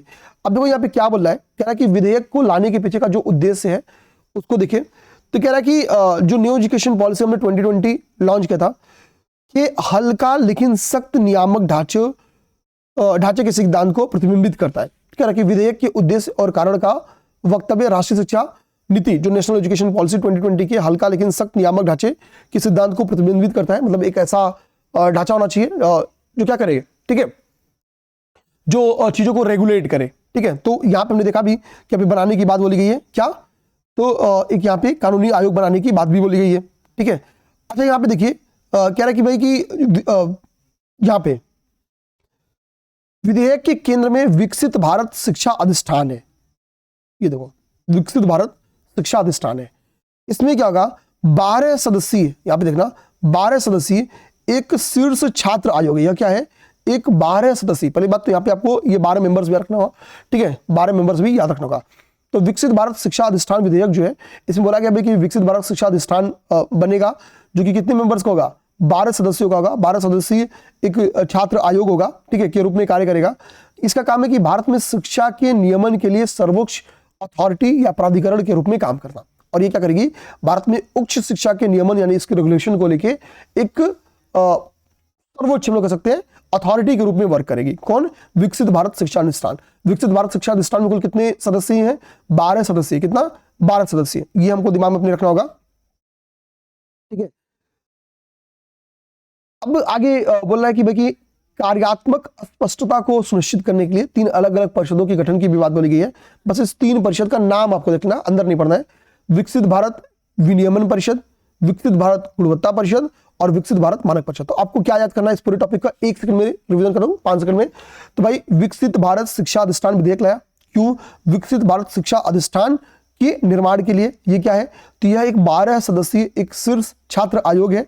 इस विधेयक को अभी किसके पास भेजा गया है, जेपीसी के बारे में। क्यों, क्योंकि भाई भारत में जो एजुकेशन को रेगुलेट करने के या संचालित करने की जो एजेंसीज हैं, उनमें कितनी बार आपसी टकरावट देखने को मिलता है, जिससे नियामक व्यवस्था डगमगा जाती है। For example UGC, AICT, NCT. तो इस समस्या से उबरने के लिए यह प्रावधान किया गया। और न्यू एजुकेशन पॉलिसी कहती भी है कि हल्का लेकिन एक सख्त रेगुलेशन करने वाला एक अथॉरिटी होनी चाहिए। ठीक है, ताकि नौकरशाही हस्तक्षेप को कम किया जा सके। ठीक है, इसमें देखो क्या है, 12 सदस्यीय एक शीर्ष छात्र आयोग है। इसमें नौकरशाही की बात नहीं बोली गई है, एक शीर्ष छात्र आयोग है। देखिए आप, ये देखिए, समझ गए बात को। चलिए अब आते हम लोग कोपरा जलाशय। ये मैंने आपको पढ़ा दिया पहले ही मंथली करंट अफेयर में कि कोपरा जलाशय, कोपरा को आप लोग कोबरा कमांडो से दिमाग रखो। तो कोपरा जलाशय कहाँ है, छत्तीसगढ़ में। कोपरा जलाशय कहाँ है, छत्तीसगढ़ में। तो कोपरा मैंने क्या बोला, आप लोग कोबरा कमांडो से दिमाग रखो, तो आपको समझ में जाएगा कि कोपरा जलाशय कहाँ स्थित है। तो कोपरा जलाशय आपका छत्तीसगढ़ में है। तो छत्तीसगढ़ के कोपरा जलाशय को अभी क्या किया गया, छत्तीसगढ़ के कोपरा जलाशय को रामसर साइट में नामित कर देगा। किसमें, रामसर साइट में नामित कर दिया गया। ठीक है, और जो आपको ये दूसरा दिख रहा है सिलीसेड झील, जो दिख रहा है सिलीसेड झील, तो सिलीसेड झील कहाँ पे, ये राजस्थान में स्थित है, राजस्थान में स्थित है। देखो सिलीसेड झील राजस्थान में स्थित है। तो इनको शामिल किया गया किसमें, रामसर साइट के रूप में। अब बात आती है कि कौन सा 95वां रामसर साइट है और कौन सा 96वां, ठीक है, कौन सा 95वां कौन सा 96वां, ठीक है। तो कोबरा 95वां है और सिलीसेड 96वां है। तो अभी 95वां और 96वां ऐसे क्वेश्चन आ सकता है कि हाल ही में जो या एक तरफ ऐसे लिख दे, एक तरफ लिख दे रामसर साइट और दूसरी तरफ क्या लिख दे, दूसरी तरफ लिख दे आपका, ठीक है, रामसर स्थल संख्या के अकॉर्डिंग। ऐसे लिख दे कि 93वां 94वां 95वां 96वां, जैसे ऐसे वित्त आयोग वाला क्वेश्चन आया था, ठीक है, वैसे भी दे सकता है क्वेश्चन। तो कोबरा को हम लोग कोबरा से दिमाग में, कोबरा कमांडो दिमाग में आती है, नक्सली जाएंगे, ठीक है। तो कोबरा कमांडो से हम लोग रिलेट करके छत्तीसगढ़ टिक मार देंगे, ठीक है। तो 95वां, ये 95वां रामसर साइट है। और 96वां 96, 96वां क्या है, सिलीसेड है। सिलीसेड का है जो आपका स्थित है राजस्थान में। अब देखो मेजरली 99.99% क्वेश्चन यहीं से आएगा, बट थोड़ा सा यहाँ पे इन्होंने क्या किया है कि कोपरा जलाशय को और सिलीसेड लेक को एक्सप्लेन कर दिया है। कोपरा जलाशय के बारे में सिंपल सी बात है, छत्तीसगढ़ में, तो छत्तीसगढ़ में तो ऐसा तो होगा कि नहीं कि खारे पानी के लिखो, तो मीठे पानी की ही एक मतलब आर्द्रभूमि होगी, वेटलैंड होगी, तो ये मीठे पानी की है। इसकी एक विशेषता देखो मेरे भाई क्या है, ये प्राकृतिक और मानव निर्मित दोनों विशेषताएं का समावेश करता है। इसका मतलब नेचुरली इसका निर्माण हुआ होगा, मैनुअली थोड़ा सा इसको और ब्रॉड कर दिया गया होगा, ठीक है, इसके स्ट्रक्चर में। तो प्राकृतिक एवं मानव निर्मित दोनों विशेषताओं का समावेश है, ठीक है। तो ये क्या है, यह ऐसे जगह कि यह मानव निर्मित है, यह या यही देगा कि कोपरा जलाशय प्राकृतिक एवं मानव निर्मित दोनों विशेषताओं को समावेशित करता है, यानी दोनों के द्वारा निर्माण किया गया है। लोग यार प्राकृतिक भी है मानव निर्मित भी है, आज तक तो ऐसा नहीं पढ़े, या तो प्राकृतिक होगा या तो मानव निर्मित होगा, ठीक है, तो आप गलत मार देंगे स्टेटमेंट। तो ऐसे ही जहां पे गलतियां करने के चांसेस हो, वहीं आपको थोड़ा सा अपने रिवीजन को फोकस होना होता है। तो हमको जैसे यहाँ पे थोड़ा सा फोकस होना होगा, नहीं भाई कोबरा कमांडोज प्राकृतिक तौर पर भी तैयार है और मानव निर्मित तौर पर तैयार है, मतलब ईश्वर उनको, ठीक है, एक तो बलशाली बना के अंदर से भेजता ही है और बाहर से उनको ट्रेनिंग बना देती है, ठीक है। तो प्राकृतिक और मानव निर्मित दोनों विशेषता रखते हैं। सिलीसेड लेक जो कि आपके राजस्थान में है, ठीक है, ठीक है, ये राजस्थान का कह रहा है कि राजस्थान का 5वां रामसर स्थल है, ठीक है। राजस्थान का 5वां या 15वां हमसे नहीं मतलब है, 99% 99.99% ये नहीं पूछेगा कि ये 5वां है या ये है। हमको देखो क्या है, सिलीसेड लेक आपकी दिमाग में है, यहाँ पे 500 से ज्यादा मगरमच्छ है। तो अगर कल को आपको 5 भूल जाए तो 500 याद करो, तो वहीं से 5 चुरा लेना, ठीक है। ये मगरमच्छों के लिए, ये लेक क्या मगरमच्छों के लिए फेमस है। तो कभी, ठीक है, यारा सिलीसेड घूमने जाना तो गलती से वहां पे डुबकी ना लगाना, ठीक है, वरना आप मगरमच्छ का बन जाएंगे चारा, ठीक है ना। तो दिमाग में रखना है सिलीसेड लेक क्यों फेमस है, तो ये मगरमच्छों के लिए फेमस है, ठीक है। नेक्स्ट आप देखिए, एक सुजलाम भारत ऐप है। सुजलाम भारत ऐप जल शक्ति मंत्रालय के द्वारा जारी किया गया। देखो जब एप्लीकेशन या पोर्टल्स जारी किए जाते हैं तो उसका एक सबसे बड़ा रीजन आप उनको ई गवर्नेंस के एग्जांपल में दिखा सकते हो, ठीक है, ई गवर्नेंस के। दूसरा इनका उद्देश्य बेसिकली होता है रियल टाइम मॉनिटरिंग करना, रियल टाइम मॉनिटरिंग। तो क्या रहा है, ग्रामीण पेयजल प्रणालियों को ट्रैक करने, प्रबंधित करने और बेहतर बनाने के लिए। पहली बात, जो ग्रामीण पेयजल प्रणालियां हैं उनको ट्रैक करना, उनको प्रबंधित करना, उनको बेहतर बनाने के लिए इस एप्लीकेशन की शुरुआत की गई, ठीक है। तो वो था कि पेयजल यानी क्या है, अभी देखो अभी जस्ट अपने पेयजल की घटना देखी रही, ठीक है। अच्छा भैया, मैंने आपसे बोला कि बेसिकली उद्देश्य क्या होता है, रियल टाइम मॉनिटरिंग, ठीक है, वास्तविक समय की भाई कि कहां से आ रहा है, कहां जा रहा है, किन किन सोर्सेज से जा रहा है, ठीक है। तो एक एक डाटा एक्चुअली इस एप्लीकेशन में होगा, जिसको जो जानकारी चाहिए जाके देख ले, ठीक है। हालांकि अभी मैं बताऊं कि आपको कभी चीजें लिखनी रहे, जैसे अभी चांसेस है 73rd 74th constitutional amendment local election होने वाले हैं, तो प्रीलिम्स और मेंस दोनों में क्वेश्चन आते ही हैं, प्री और मेंस दोनों में आते हैं। देखो मैं एक और कमी जो महसूस किया हूं, आप ई गवर्नेंस वाले पोर्शन में चाहो तो लिख सकते हो, या फिर रियल कमी बताता हूं। जैसे मेरा जो गांव है, जो मेरा ग्राम सभा है, तो हमने अभी बैठ के डिसाइड किया कि देखते हैं कि मतलब कि पिछले 5 सालों में गवर्नमेंट ने कितनी फंडिंग दी और कितना अपडेशन है कि हमारे यहाँ क्या क्या काम हुआ है। तो पता क्या चला कि मैक्सिमम को वहां पे अपडेट ही नहीं है, मैक्सिमम चीजों का कोई अपडेशन ही नहीं है। तो एक ये गड़बड़ी है कि चीजों हमने उसको बनाया तो है रियल टाइम मॉनिटरिंग के लिए, लेकिन अपडेशन की दिक्कतें हैं, ठीक है। वो अपडेशन की दिक्कतें चाहे प्रशासनिक तौर पे हो, चाहे लोकल के तौर पे हो, समझ गए ना, यानी प्रधान के स्तर पे हो। तो हम ये दिक्कतें आएंगी, तो ना ई गवर्नेंस के लक्ष्य को पूरा करने देंगे, ना ही 73rd 74th कॉन्स्टिट्यूशनल अमेंडमेंट जो स्थानीय स्वशासन को बढ़ावा देने के लिए है, ना उसको सफल करने देंगे, ठीक है ना। अब देखो बात आता है कि इतना प्यारा ऐप जब है जो पेयजल को रियल टाइम मॉनिटरिंग कर रहा है, तो बनाया किसने? तो बनाया है, ठीक है, किसने? भास्कराचार्य राष्ट्रीय अंतरिक्ष, भास्कराचार्य, ठीक है, राष्ट्रीय अंतरिक्ष अनुप्रयोग एवं भू संरचना संस्थान ने, ठीक है, BISAGN, ठीक है, ध्यान देना। तो भास्कराचार्य राष्ट्रीय अंतरिक्ष अनुप्रयोग एवं भू संरचना संस्थान के सहयोग से इसको विकसित किया गया, के सहयोग से इसको विकसित किया गया है। ये अपने दिमाग में आप रख लीजिएगा, ठीक है।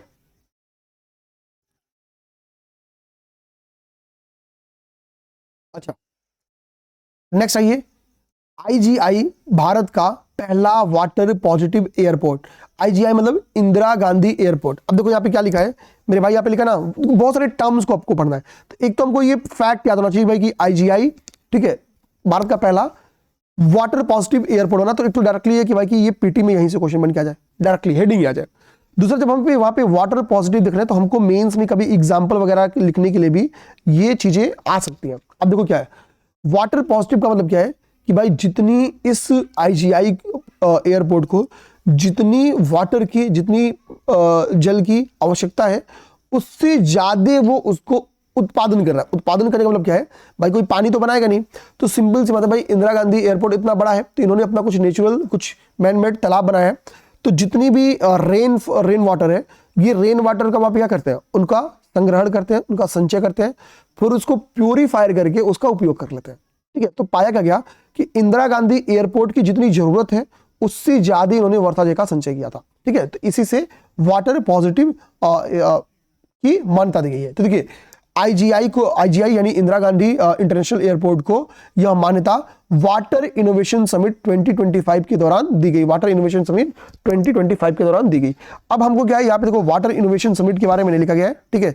आपको करना क्या है, वाटर इनोवेशन समिट के बारे में आप जो भी लोग क्लास देखो, अगर सीरियसली यहां तक क्लास देखते देखते लगभग 41 मिनट की क्लास होगी, अगर 20 लोग गए, हम कह रहे हैं मान लो इस क्लास को 5000 लोग देखे सपोज, और मान लो कि यहां तक क्या है केवल 50 लोग, उस 5000 में से केवल 50 लोग दिखे, तो मैं एटलीस्ट 50 कमेंट चाहूंगा। अब इसका फर्क क्या करना होगा, आपको गूगल जाना होगा, गूगल करना होगा, गूगल क्या करना होगा, वाटर इनोवेशन समिट 2025। तो आपको पता चलेगा कि वाटर इनोवेशन समिट 2025 कहां हुआ, ठीक है। ये सारी बातें कि भाई क्या नई दिल्ली में हुआ या कहीं और हुआ, ये सारी चीज आपको पता चलेंगी। अब आपको वहीं से कॉपी करना है और कमेंट बॉक्स में पेस्ट कर देना है, ठीक है।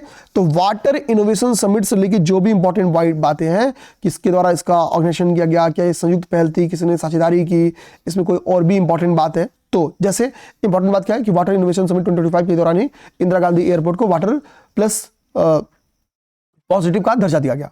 तो इसी तरह कोई एक आध फैक्ट और हो तो आपको कॉपी करके कमेंट बॉक्स में पेस्ट करना होगा, कुछ भी आपको बस। अब इससे क्या होगा ना, आप पढ़ोगे, कॉपी करोगे, पेस्ट करोगे तो एक बार आपके दिमाग में बैठ जाएगा।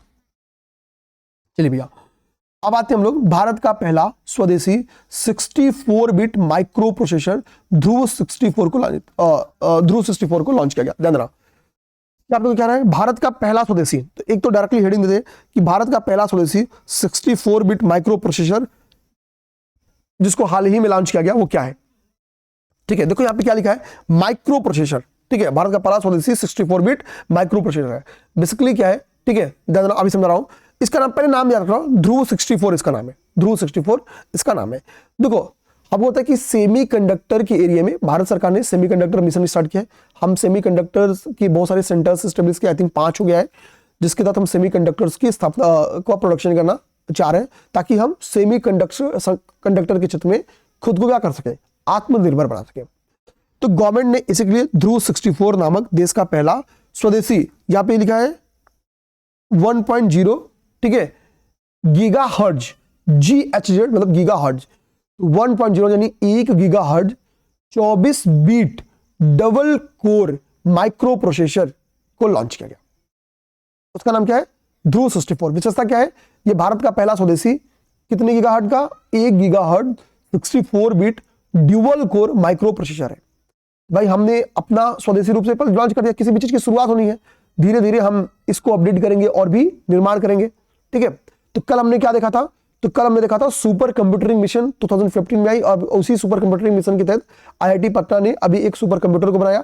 सुपर कंप्यूटरिंग मिशन का उद्देश्य क्या था कि 7 सालों में 70 सुपर कंप्यूटर्स का निर्माण कर लेना। अभी जो पटना IIT ने बनाया है उसका, उस सुपर कंप्यूटर का नाम अगर आपको याद हो तो कमेंट बॉक्स में बता सकते हो, ठीक है ना। इसकी क्लॉक स्पीड कितनी है, तो क्लॉक स्पीड इसके ऊपर में बता दिया 1 गीगाहर्ट्ज है, 1 गीगाहर्ट्ज है, ठीक है ना। तो सेमीकंडक्टर्स के क्षेत्र में खुद को, तो कैसे भारत मेक इन इंडिया कार्यक्रम या भारत की जो सेमीकंडक्टर्स फैल है, क्या जो मिशन गवर्नमेंट स्टार्ट करती है उसका कुछ फायदा है, तो आपको ये सब प्रोजेक्ट्स देखने को मिलेंगे, ठीक है। फायदा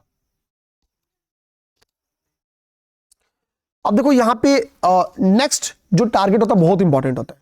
अब देखो क्या कह रहे हैं कि ध्रुव 64 के बाद, ध्रुव 64 के बाद अगली पीढ़ी का यानी नेक्स्ट जनरेशन का, ठीक है, नेक्स्ट जनरेशन की सेमी और प्रोसेसर्स बनाई जा रही है जिसका नाम है धनुष और धनुष प्लस, ठीक है। 2 प्रोसेसर्स धनुष और धनुष प्लस का विकास कह रहा है, याद देना, जिसकी क्लॉक स्पीड कितनी होगी, तो 1.2 गीगाहर्ट्ज से लेके 2 गीगाहर्ट्ज के बीच में हो सकती है। इसकी क्लॉक स्पीड कितनी, 1.2 गीगाहर्ट्ज से लेके 2 गीगाहर्ट्ज के बीच हो सकती है। नाम क्या है, धनुष और धनुष प्लस। ये हमारे अगले माइक्रो प्रोसेसर्स हैं, ये हमारे अगले क्या है, माइक्रो प्रोसेसर्स हैं, ठीक है। तो ये भी पेपर में क्वेश्चन आ गया और आ सकता है। नेक्स्ट है मध्य प्रदेश में NH45 नेशनल हाईवे जो 45 है पर भारत की पहली वन्यजीव सुरक्षित सड़क की शुरुआत की गई। अब इसका वीडियो आप चाहोगे, अब जब देखोगे आपको पहले बताता हूँ वीडियो क्या। आपको पहली बात, कुछ ऐसे बड़े इनिशिएटिव हो, देखो मध्य प्रदेश गवर्नमेंट का वन्यजीव सुरक्षा को ध्यान में रखते हुए, ठीक है, वाइल्ड लाइफ सिक्योरिटी को ध्यान में रखते हुए जो ये इनिशिएटिव लिया गया, इस पहल क्या है, तो देखो होता क्या था कि भाई NH45 पे कोई गाड़ी चला रहा है तो 90-100 के करीब में गाड़ी की स्पीड रहेगी। ऐसे में कोई जंगली जीव अगर जानवर क्या है कि अगर रोड क्रॉस कर रहा है तो उसका मरना तय है, और गाड़ी अगर ठीक से छोटी मोटी गाड़ी रहे तो गाड़ी वाले का भी मरना तय है। तो सिंपल सी बात है, जीव और इंसान दोनों निपटेंगे। अब देखो हुआ क्या, गवर्नमेंट ये क्या करेगी, बहुत प्यारा इनिशिएटिव है। इन्होंने 11.96 किलोमीटर एग्जैक्ट आपको लेंथ याद करनी है, कितनी, 11.96 किलोमीटर। मान लो पेपर में लिखा है लगभग 12 किलोमीटर तो सही हो जाएगा, लेकिन अगर लगभग वर्ड नहीं लिखा है तो आपको 11.96 किलोमीटर को मानना पड़ेगा। 11.96 किलोमीटर लंबा हिरन सिंदूर खंड, इस 11.96 किलोमीटर लंबा जो ये एरिया, इसको हिरन सिंदूर खंड के रूप में बेसिकली आइडेंटिफाई कर रहे हैं, जो कि भोपाल को जबलपुर से कनेक्ट करेगी, ठीक है। अब आपको कभी भोपाल, जैसे मैं कभी नहीं गया हूं, जबलपुर भी कभी नहीं गया, बट इमेजिन करो कि भोपाल से जबलपुर की इसको कनेक्ट करते हुए इतनी लंबा एक स्पेशल टाइप का रोड बनाया जा रहा है, ठीक है, जो कि कहां से गुजरती है, जो कि 2 वन्यजीव अभ्यारण्यों से, एक अभ्यारण्य है नौरादेही वन्यजीव अभ्यारण्य और एक है वीरांगना दुर्गावती टाइगर रिजर्व। तो ठीक है, नौरादेही वन्यजीव अभ्यारण्य और वीरांगना दुर्गावती टाइगर रिजर्व से होकर गुजरती है। मतलब ये जो 12 किलोमीटर चौड़ी पट्टी है, रोड है, तो ये इस एरिया में पड़ता है, नौरादेवी वन्यजीव अभ्यारण्य और वीरांगना दुर्गावती टाइगर रिजर्व से, ठीक है। तो अब सोचो, जब टाइगर रिजर्व है, ठीक है, वीरांगना, तो सिंपल सी बात है कि वन्यजीव क्रॉस करते होंगे रोड तो नुकसान होता होगा। अब आप अपने आप को कनेक्ट कर पाओगे। इन्होंने क्या किया, बोला कि भाई हम इस पर टेबल टॉप रेड, ठीक है, ये देखना, इस NH45 पे table top red road markings लगाया। Table top red road markings का सिंपल से मतलब है कि आप देखोगे कि रोड है ना, फॉर एग्जांपल, तो कुछ ऊंचाई पे, अब उसका एग्जैक्ट यहां पे कहीं लिखा है कितनी ऊंचाई, ठीक है, नहीं लिखा है, मतलब थोड़ी ऊंचाई पे, कुछ इंच की ऊंचाई पे रेड कलर की छोटी छोटी पट्टियां लगाई गई हैं, ठीक है, थोड़ी ऊंचाई पे। जैसे ब्रेकर्स आप देखते हो ना, बट ब्रेकर क्या होता है, थोड़े ज्यादा ऊंचे होते हैं, तो हल्के ऊंचे, मतलब गाड़ी चलेगी और थोड़ी बफरिंग करेगी, तो है ना भाई, खट खट खट खट खट खट खट। तो इससे क्या होगा कि आप अभी छोटा मोटा लंबाई नहीं है, लगभग 12 किलोमीटर, तो आप क्या करोगे, आप तेज चलोगे तो बहुत तेज खट खट खट खट होगा, ऑटोमेटिकली आप खुद को सेफली चला सको, खुद अच्छा महसूस कर सको, आवाज से इरिटेट और कंपन से इरिटेट ना हो, ऑटोमेटिकली अपनी गाड़ी को 90 से क्या कर लोगे, 45 करोगे। तो जब आप 90 से गाड़ी 45 करोगे तो कल को रोड से कोई क्रॉस करेगा तो आपको ब्रेक मार के रोकना इजी है, तो यानी ये दुर्घटना कम हो जाएगा। दूसरा इन्होंने क्या किया इस रोड पे, ठीक है, और देखो यहां पे बताया गया है, ठीक है, कि अंडरपास 25 वन्यजीव अंडरपास बनाया गया है, मतलब रोड को मैक्सिमम एरिया से, ठीक है, लगभग 8 फुट ऊंची लोहे की एक बाड़ बना दिया गया ताकि कोई इधर आ ही ना, जानवर आए अगर तो गाड़ी से ना टकराए, इसके लिए क्या है, वो रेड चेक्स लगाए गए हैं, ठीक है, ताकि स्पीड स्लो रहे। अब लेकिन मान लो कि रास्ता पार करना जानवर को तो कैसे पास करेंगे, तो ऐसा गैप ही दिया गया है कि भाई जहां पे गलियारा है, मतलब अंडर पास है, जहां से वो रोड को पास कर सकते हैं, तो वो जानवर उसी रास्ते, भाई जब पार करने का जगह ही नहीं है, तो वही जाना पड़ेगा। 2-4 लोग कूद काद के कल को पार कर गए, तो उसके लिए वो बंदोबस्त दिया गया। तो एक तो ये एक बेहतरीन इनिशिएटिव है, ठीक है। अब इस एरिया के टूरिज्म में भी वृद्धि होगी, लोग सोचेंगे लाओ भाई थोड़ा सा 12 किलोमीटर घूम आए, ठीक है। तो गवर्नमेंट को और भी ज्यादा रेवेन्यू जनरेट होगा, गवर्नमेंट चाहे तो रेवेन्यू जनरेट कर ले यहां से, ठीक है। नेक्स्ट आइए, जेपी मॉर्गन मुंबई में एशिया का सबसे बड़ा जेसीसी सेंटर स्थापित करेगा, ध्यान रखना। तो एक तो क्लियर हो गया, जेपी मॉर्गन क्या है, तो अमेरिका बैंकिंग दिग्गज है जेपी मॉर्गन, ठीक है। इन्होंने बोला कि भाई हम जेसीसी अर्थात ग्लोबल कैपेबिलिटी सेंटर की स्थापना करेंगे, कहां पे, मुंबई में, पवई, यहीं पे आईआईटी आपकी पवई में, हम मुंबई में हम इसको एस्टेब्लिश करेंगे।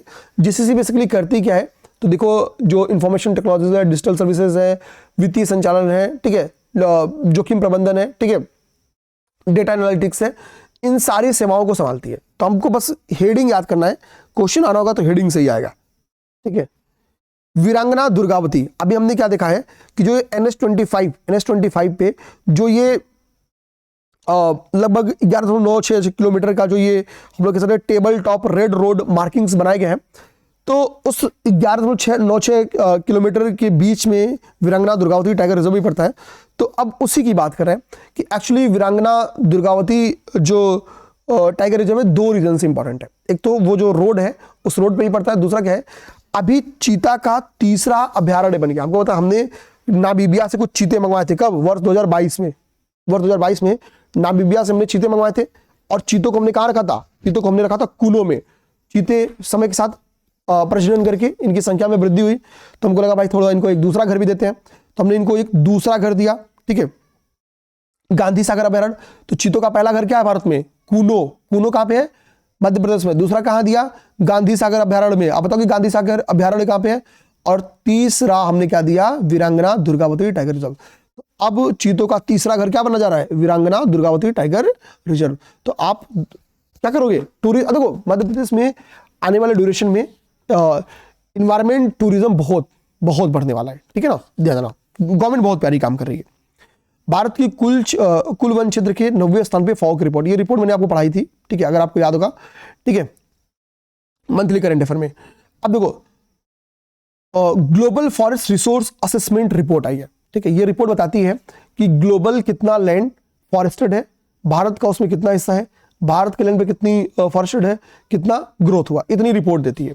तो कह रहा है कि ग्लोबल फॉरेस्टेड रिपोर्ट्स जो रिसोर्स आया, ये कहता है कि सर्वाधिक जो ग्रोथ दिखा रहा है, ये स्टडी कर रहा है आपका 2015 से, भाई 15 से लेकर 25, यानी इन 10 सालों में किसने वन एरिया में अपनी ज्यादा ग्रोथ की। तो कह रहा है कि टॉप 3 अगर ग्रोथ करने के मामले में देखें तो चाइना ने सर्वाधिक वन क्षेत्र में ग्रोथ किया है, फिर रसा ने किया है, फिर भारत ने।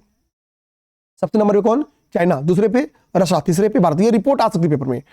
चाइना ने लगभग 19.9 लाख हेक्टेयर, अब ध्यान देना, 24.9 लाख हेक्टेयर वन क्षेत्र में वृद्धि की, सॉरी 24 कराओ, और 16.9 लाख हेक्टेयर क्षेत्र में वृद्धि की।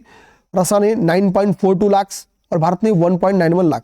तो यानी हम लोग कह सकते हैं वन क्षेत्र के वृद्धि के मामले में भारत तीसरे नंबर पे है, भारत तीसरे नंबर पे है, और वृद्धि चाइना, रशिया, फिर भारत। ओके, तो ग्लोबल जो फॉरेस्ट रिसोर्स असेसमेंट रिपोर्ट है, उसका एक कंक्लूजन क्या मिल गया कि भाई किसने लास्ट 10 ईयर में, ये पहली बात स्टडी क्या करती है, लास्ट 10 ईयर के 2015 से 25 की कौन वृद्धि करता है, किया है, ठीक है। भारत की रैंक कितनी है, 9वीं है। तो हमको दूसरा फैक्ट पता चल गया क्या, भारत की रैंक 9वीं है। अब ये कहती क्या है कि अगर हम लोग विश्व के 5 शीर्ष देशों को उठा लें जहां पे फॉरेस्टेड एरिया बहुत ज्यादा है, तो वो 5 ही देश विश्व के 54% फॉरेस्टेड एरिया को कवर करते हैं। देखो पहले नंबर पे रसा, हालांकि रसिया क्या है, यानी रसिया क्या है, रसिया में सर्वाधिक वनीकृत है। रसिया के पास से कनाडा, सॉरी ब्राजील के पास कनाडा, कनाडा पास अमेरिका, अमेरिका पास से चीन, ठीक है, देखना। तो ये शुरू का 5 ले लें बस, रूस, ब्राजील, और देखो ब्राजील के पीछे का रीजन ये है, अमेजन एरिया में आता है। हमको पता है कि अमेजन जो फॉरेस्ट है वो काफी मतलब उनसे ज्यादा क्या ही कोई हरिकृत होगा, ठीक है। तो इसके लिए देखिए दक्षिण अमेरिका का अगर क्षेत्रवार स्टडी करेंगे तो नाम भी है, टॉप 1 या 2 में नाम होगा। अभी मैं देख भी लेता हूँ, आपको दिखा भी देता हूँ, ठीक है। तो कह रहा है कि बेसिकली भारत में जो ये लास्ट 10 ईयर में आपको ग्रोथ देखने को मिला 1.91 लाख हेक्टेयर। तो हमने पढ़ा भी था अभी करंट अफेयर में, एक पेड़ मां के नाम पहल 1.0, एक पेड़ मां के नाम पहल 2.0, ठीक है, ध्यान देना। तो कह रहा है कि बेसिकली भारत 2% एरिया विश्व का है जो फॉरेस्टेड एरिया है। फॉरेस्टेड एरिया कितना हमारे पास? विश्व का केवल 2%। और अब देखो कल को यही क्या करे, चाहे तो क्वेश्चन को करंट अफेयर से रिलेट करा दे। पहला स्टेटमेंट, भारत क्षेत्र में परसेंटेज, ओवरऑल लैंड में इतना परसेंट भूमि क्षेत्र है और केवल इतने परसेंट क्षेत्र पे क्या है? वनीकृत है। मतलब ओवरऑल क्षेत्र के परसेंटेज में। ऐसे भी क्वेश्चन तुलनात्मक कर सकते हैं। पीवाईक्यू उठाओ आए हुए हैं, बस यही लाइन उसमें क्या करेगा? ऐड कर देगा और आपका क्वेश्चन बहुत प्यारा बन जाएगा, बहुत प्यारा क्वेश्चन बन जाएगा। ठीक है, अब फॉ कहती क्या है? फॉ की रिपोर्ट कहती है कि अगर हमको सबसे बड़ा क्षेत्रवार तरीके से देखना है तो यूरोप में सबसे बड़ा वन क्षेत्र है। सबसे बड़ा वन क्षेत्र कहाँ पे है? यूरोप में है। ठीक है, जो कि पूरे दुनिया का 25% क्या है? हिस्सा रखता है एरिया वाइज। तो सबसे बड़ा वन क्षेत्र कहाँ पे है? यूरोप में। उसके बाद से दक्षिण अमेरिका है। दक्षिण अमेरिका के पीछे का रीजन क्यों? क्योंकि अमेजन फॉरेस्ट है वहां पे। कार्बन सिंक के मामले में भारत का नंबर कितने है? कार्बन सिंक के मामले में भारत 5वें स्थान पे है। कार्बन सिंक के मामले में भारत 5वें स्थान पे है। वन के मामले में भारत 9वें स्थान पे है। ठीक है, वन के मामले में भारत 9वें स्थान पे है। वृद्धि के मामले में भारत 3रे स्थान पे है। कितना? 1.91 लाख हेक्टेयर। 1.91 लाख हेक्टेयर। सबसे ज्यादा कौन? रसिया। टॉप 5 में कौन? तो रूस, फिर ब्राजील, फिर कनाडा, फिर अमेरिका, फिर चाइना। भारत कितना परसेंट हिस्सा रखता है? 2% हिस्सा रखता है। ठीक है, सारे फैक्ट्स को याद करा दिया। मंगल ग्रह पर मंगल ग्रह के नक्शे में 7 भारतीय नामों को अभी आईएयू ने परमिशन दी है बेसिकली। और ये जो आईएयू ने इन 7 नामों को परमिशन दी है, तो इनके बारे में ध्यान रखना कि ये केरल आधारित शोधकर्ताओं द्वारा प्रस्तावित था, जिसको अभी स्वीकार कर लिया गया। ठीक है, अब ये 7 नाम जो हैं ये हमारे लिए बेसिकली ये एक तरह के क्रेटर्स हैं और इन क्रेटर्स का नाम भारत के कुछ वैज्ञानिक, कुछ लोकेशंस के बेस रखा गया है। तो देखियो, एक रखा गया है पेरियार घाटी के नाम पे। ठीक है, एक पेरियार वैली के नाम पे रखा गया है। ठीक है, हम मतलब पेरियार केरला की एक रिवर है जो कि केरला की हम लोग कह सकते हैं सबसे बड़ी रिवर है पेरियार रिवर। ठीक है, आगे बात समझें। और ये फ्लो कहाँ करती है? तो ये वेस्टर्न फ्लो करती है और अरब सागर में अपना मुहाना बनाती है, पेरियार रिवर। ठीक है, तो क्वेश्चन भी आता ना कि अरब सागर में कौन सी नदी अपना मुहाना बनाती है? तो नर्मदा ताप्ती के पास से क्या हो गया? पेरियार हो गया। कोई और भी रिवर सो आप बता सकते हो। तो पेरियार वैली, पेरियार घाटी, पेरियार रिवर आप चाहो तो पेरियार रिवर पर कोई प्रोजेक्ट्स हो तो आप तैयार कर सकते हो। आपको कुछ नहीं करना है, पेरियार रिवर आपको यूट्यूब पे सर्च करना है, शॉर्ट्स वीडियो में जाना है और तैयार कर जाना है। वर्कला क्रेटर एक नाम रखा गया। तो वर्कला एक्चुअली क्या ना कि केरला के पास एक सी कोस्ट है, एक समुद्री तट है। और वर्कला जो कोस्ट है वो एक खास प्रकार की चट्टानों के लिए जानी जाती है। उस चट्टान का नाम है जोरासाइट। उस चट्टान का नाम क्या है? जोरासाइट चट्टाने। जोरासाइट चट्टाने। और ये जो जोरासाइट चट्टाने ये मंगल ग्रह पे भी पाई जाती हैं। ठीक है, जोरासाइट चट्टाने कहां पे है? ये मंगल ग्रह पे भी पाई जाती हैं। तो इसके लिए क्या है? वर्कला क्रेटर को इसमें शामिल किया गया। अब आगे हम लोग देखेंगे एक है आपका बेकल क्रेटर। ठीक है, तो बेकल क्रेटर का नाम क्यों रखा गया है? तो देखो एक्चुअली क्या है ना कि एक किला, एक फोर्ट है, उसका नाम है बेकल फोर्ट, बेकल किला है। तो बेकल किला काफी पुराना, लगभग 17वीं सेंचुरी का एक किला है। और इसी किले के नाम पे एक हम लोग कह सकते हैं कि इसका नाम एक क्रेटर है जिसका नाम रखा गया है बेकल क्रेटर। ये क्रेटर कहाँ पे? मंगल ग्रह के। तब तक हमने 3 क्रेटर्स देखा। एक तो पेरियार वैली देखा, ठीक है, एक वर्कला क्रेटर में कौन सी एक चट्टान पाई जाती है? तो जोरासाइट चट्टानें पाई जाती हैं। और जोरासाइट चट्टानें ठीक है कहां पाई जाती हैं? मंगल ग्रह पे भी पाई जाती हैं। जोरासाइट चट्टानें मंगल ग्रह पे भी पाई जाती हैं। ठीक है, फिर हमने बेकल क्रेटर्स को देखा। अब देखो थुम्बा क्रेटर। तो थुम्बा हमको पता है ना, आपको थुम्बा एक रॉकेट लॉन्चिंग सेंटर है, हम सबको पता है।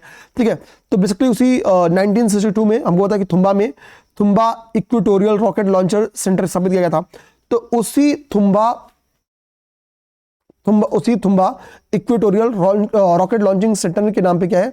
थुम्बा क्रेटर का बेसिकली नाम रखा गया। तो थुम्बा क्रेटर किसके नाम पे है? थुम्बा रॉकेट सेंटर के नाम से है। तो हमने ये देख लिया, तो हमने थुम्बा क्रेटर देख लिया, हमने बेकल क्रेटर देख लिया, हमने वर्कला क्रेटर देख लिया और हमने क्या देख लिया? पेरियार क्रेटर देख लिया। इसके बाद से जो आपका 5वां क्रेटर है वो है वलियामाला क्रेटर। वलियामाला क्रेटर क्या है? तो बेसिकली देखेंगे यहाँ पे कह रहा है कि वलियामाला का नाम मंगल ग्रह पर वलियामाला के नाम पर रखा गया है। यह वह स्थान है जहां भारतीय अंतरिक्ष विज्ञान और प्रौद्योगिकी संस्थान स्थित है। तो वलियामाला कहां पे स्थित है? वलियामाला में भारतीय अंतरिक्ष विज्ञान और प्रौद्योगिकी संस्थान स्थित है। तो कल को डायरेक्टली लोकेशन पूछ दे कि भारतीय अंतरिक्ष विज्ञान और प्रौद्योगिकी संस्थान कहां पे है, तो वलियामाला केरला। और इसी के नाम पे वलियामाला क्रेटर रखा गया। इसी के नाम पे एक वलियामाला क्रेटर रखा गया है जो कि मंगल ग्रह पे स्थित क्रेटर है। एक है कृष्णन क्रेटर, तो हमको बताया कि हमारे साइंटिस्ट थे, ठीक है, एक जो भूवैज्ञानिक सर्वेक्षण साइंटिस्ट थे, उनका नाम था MS कृष्णन। तो MS कृष्णन, देखो MS कृष्णन के सम्मान में 2 क्रेटर का नाम रखा गया है। मंगल ग्रह पे 2 क्रेटर थे जो इनके सम्मान में नाम रखा गया है, ठीक है। तो कृष्णन क्रेटर ध्यान देना, और एक इसी से कृष्णन क्रेटर से मिलता जुलता नाम है कृष्णन प्लेनस, जो कि एक लैंड है, एक मैदान है, ठीक है। तो कृष्णन जी के नाम पे 2, एक पेरियार घाटी हो गया, एक वर्कला क्रेटर हो गया जहाँ पे जोरासाइट पाई जाती है, एक बेकल क्रेटर हो गया, ठीक है। एक बेकल क्रेटर बेसिकली एक हम लोग कह सकते हैं कि एक फोर्ट है, बेकल फोर्ट है, उसके नाम पे है। थुम्बा जो रॉकेट लॉन्चिंग सेंटर है, और एक जो भारतीय अंतरिक्ष विज्ञान प्रौद्योगिकी संस्थान जो कि वलियामाला में है, तो वलियामाला के नाम पे रखा गया है, ठीक है ना। तो ये 7 लोकेशन आपको पता रहना चाहिए। हम होता कि GI टैग। अब देखो आप क्या करो, आपको एक फिर मैं आपको गूगल करके एक फैक्ट आपको बताना है कि GI टैग किस अधिनियम के तहत लाया गया। तो ये होमवर्क है, ध्यान देना। GI टैग की शुरुआत किस एक्ट के तहत किस वर्ष में की गई, ये पेपर में क्वेश्चन बन के आता है। तो आपको इसको कुछ नहीं करना है, आप सिंपली इसको गूगल करो, गूगल से जो आंसर मिले उसको याद करो और लाके कमेंट बॉक्स में पेस्ट कर दो, ठीक है, सिंपल काम है, ठीक है ना। तो GI टैग अभी किसको दिया गया, तो आंध्र प्रदेश का एक देखो यहाँ पे कपड़ा निर्माण का एक खादी है, पोंडरू खादी, ठीक है, पोंडरू खादी। तो आंध्र प्रदेश की एक पोंडरू खादी है जिसको भी GI टैग दिया गया। तो खादी बेसिकली हमको पता है कि वस्त्रों में यूज होता है। तो हम लोग कहते हैं बेसिकली अगर हम लोग वो सूची को एनालिसिस करें कि GI टैग प्राप्त वस्तुओं की सूची में, वस्तुओं नहीं वस्त्रों की सूची में, तो वस्त्रों की सूची में भी पोंडरू खादी को शामिल किया गया। तो पोंडरू खादी कहाँ का है, आंध्रा का है। पोंडरू खादी कहाँ का है, आंध्रा का है। एक फैक्ट आपको दिमाग में रखना है, ठीक है। और अभी इसको GI टैग दिया गया। अब देखिए, अब इस पोंडरू खादी की क्या इंपॉर्टेंट विशेषताएं हैं, अगर हम इस बात को समझने की कोशिश करें तो इस खादी की विशेषता ये कि पहली बात मैनुअली बनाई जाती है, यानी हाथ से इसको काटा जाता है, हाथ से इसको बुना जाएगा, ठीक है। यानी ये हस्त निर्मित, इसके तहत एक सूती कपड़े बनाई जाती है, ठीक है। इसकी बनावट काफी महीन होती है, काफी मजबूत भी होती है, ये इसकी विशेषताएं हैं, ठीक है। भारत में अगर वस्त्रों के सेक्टर में अगर हम लोग GI टैग्स को देखें तो बनारसी रेशम को, बनारसी साड़ी अगर आपको दिमाग में होगा तो बनारसी रेशम को, कांचीपुरम रेशम को, पोचमपल्ली इकत को, चंदेरी कपड़े को, अभी हम लोग इसके पहले पोंडरू खादी के पहले भी GI टैग्स दिए गए। अभी कुछ और भी GI टैग्स हैं। अब लोग TB एनालिसिस करेंगे। TB के ऊपर WHO की एक रिपोर्ट आई है, वैश्विक क्षय रोग रिपोर्ट आई है, और ये रिपोर्ट थोड़ा भारत के लहजे से बहुत अच्छी रिपोर्ट नहीं कह सकते हैं, ठीक है। इस रिपोर्ट में जो तुलना किया गया है, तो 2015 में क्या TB की स्थिति थी, ध्यान देना, 2015 में क्या TB की स्थिति थी और वर्तमान 2024 में क्या TB की स्थिति है, ये बेसिकली एक कैलकुलेशन है। अब देखो ये कैलकुलेशन कहता क्या है, तो ये कैलकुलेशन कहता है कि पूरे वर्ल्ड में जितने भी TB पेशेंट है, उस TB पेशेंट के 25% यानी 1/4 हिस्सा, 25% पेशेंट यानी 1/4 हिस्सा अकेले का है भारत में। तो भारत में TB पेशेंट ज्यादा हैं, ठीक है। और उम्मीद करेंगे कि मीडिया इस मुद्दे पे बातचीत करे और एक डिबेट वीकेंड एटलीस्ट रखे कि यार कि आने वाले ड्यूरेशन में TB पेशेंट की संख्या में कम हो या TB रोग की समाप्ति में कुछ अपना एक सकारात्मक भूमिका निभा पाए, ठीक है। TB रेट अगर देखेंगे, ठीक है, तो कह रहा है कि बेसिकली भारत ने कंट्रोल किया है, लेकिन अभी भी 25% हिस्सा हमारा ही है। कह रहा अगर हम लोग 15 की बात करें तो 15 में 237 प्रति लाख, यानी भारत में 1 लाख जनसंख्या पे 237 TB के मरीज थे। वर्तमान में घटिया कितने हो गए, 187।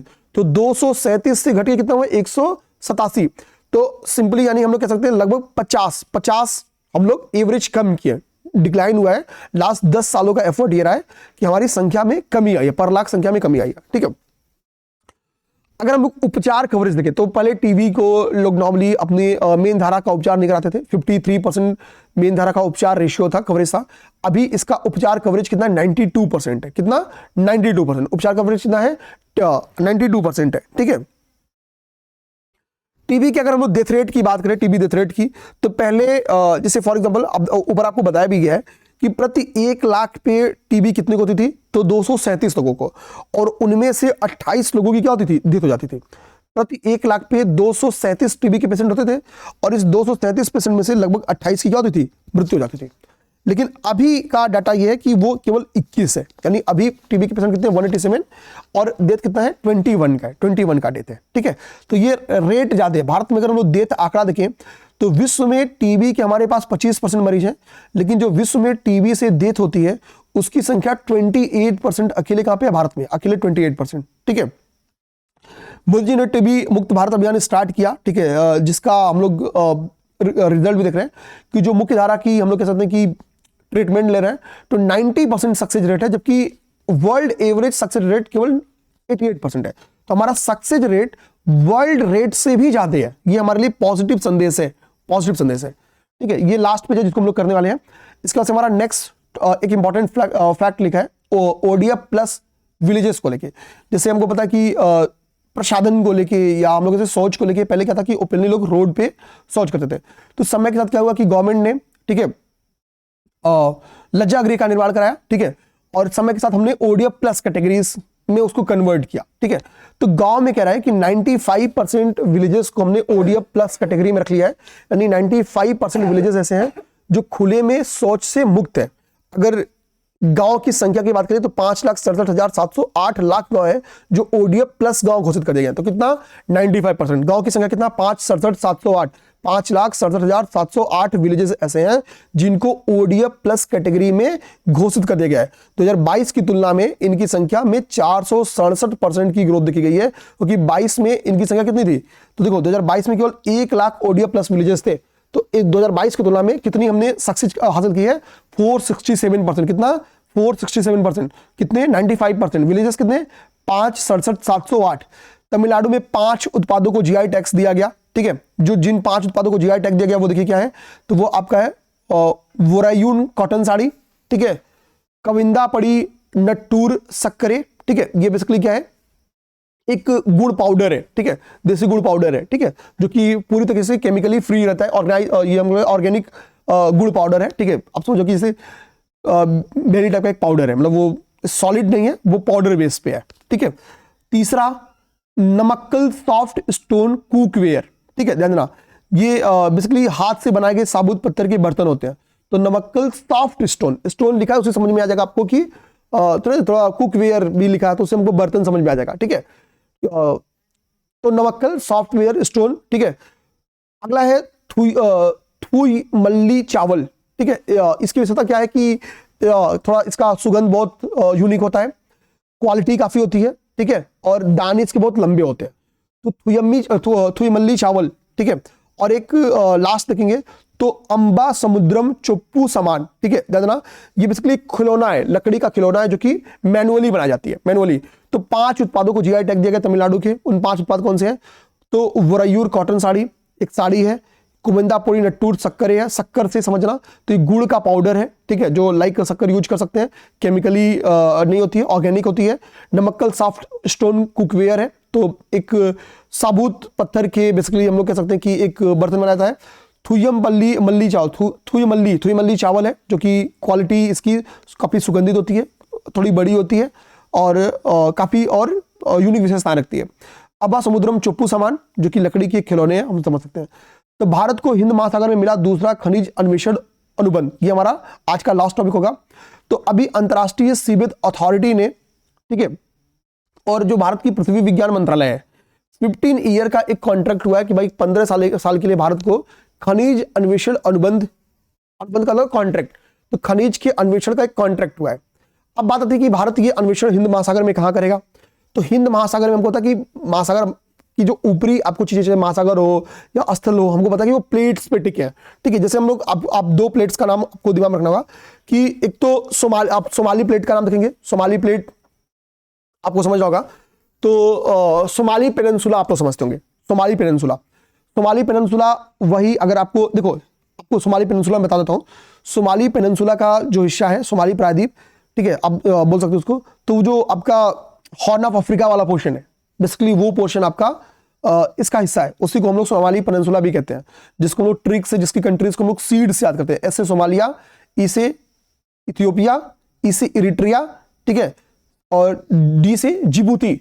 मैं सही बोला या नहीं आप लोग कमेंट करके बता सकते हो। ठीक है, तो उसको हम लोग सीड ट्रिक से याद करते हैं, SEED। ठीक है, तो उसी हॉर्न ऑफ अफ्रीका को हम लोग क्या करते हैं? सोमाली पेनिनसुला के नाम से भी जानते हैं। तो ये क्या है, इसका जो आगे विस्तार हो रहा है, ध्यान देना, और इससे एक रीज बन रही है, उसी एक रीज का हिस्सा है आपका कॉल्सबर्ग रीज। ठीक है, ध्यान देना, हिंद महासागर का एक हिस्सा है कॉल्सबर्ग रीज, उसी के पास PMS यानी पॉलीमेटेलिक सल्फाइड का अन्वेषण किया जाएगा, उसी के पास पॉलीमेटेलिक। ठीक है, यहाँ पे देखिए बगल में 2 कमीने हैं, ये दोनों हंस रहे हैं। ठीक है, तो कार्लसबर्ग रीच, ठीक है, पॉलीमेटेलिक सल्फाइड, ठीक है, वहां पे पॉलीमेटेलिक सल्फाइड का बेसिकली अन्वेषण किया जाएगा। ठीक है, इसके पहले मतलब ये कह रहा है कि यहाँ पे देखो लिखा है दूसरा खनिज अन्वेषण अनुबंध हो रहा है। तो दूसरा मतलब इसके पहले भारत का एक था और ये हमको कॉल्सबर्ग रीच में जो हम लोग अभी अन्वेषण के लिए 15 वर्षीय कॉन्ट्रैक्ट किए हैं पीएमएस को लेके। पीएमएस का यूज क्या है तो आपको बता दूं, जो नई टेक्नोलॉजीज है, ठीक है, चाहे वो ग्रीन टेक्नोलॉजीज हो, रिन्यूएबल एनर्जीज में उसका यूज है। ठीक है, तो इसमें यूज होता है पॉलीमेटेलिक सल्फाइड का। ठीक है, ध्यान रखना। ठीक है, समुद्र तल में इसका काफी भंडार होता है। ठीक है, नहीं ठीक है, ठीक है, ओके।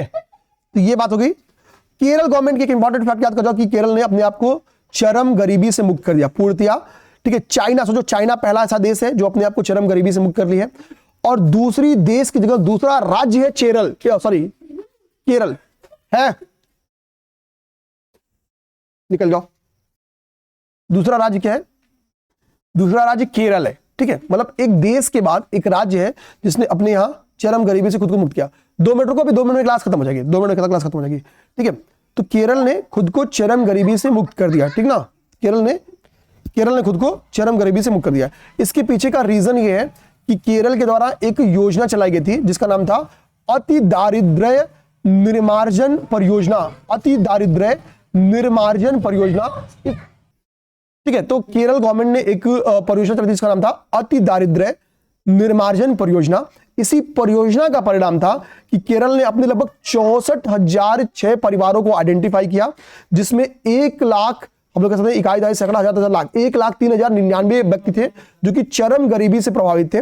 इनको इस योजना के तहत चरम गरीबी से निकाल दी, और फाइनली चाइना एक देश के बाद केरल वो राज्य बन गया। मतलब दूसरा देश कोई दूसरा नहीं बन पाया है, भारत का एक राज्य बन गया जिसने चरम गरीबी से खुद को फ्री कर लिया। ठीक है, अभी नहीं, अभी बात।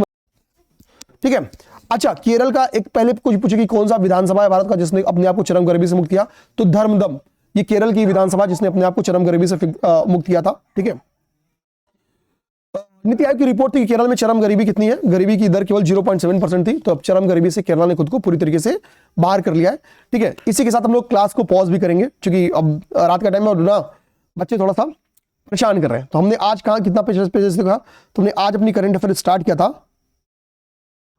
आई थिंक पेज नंबर 25 से।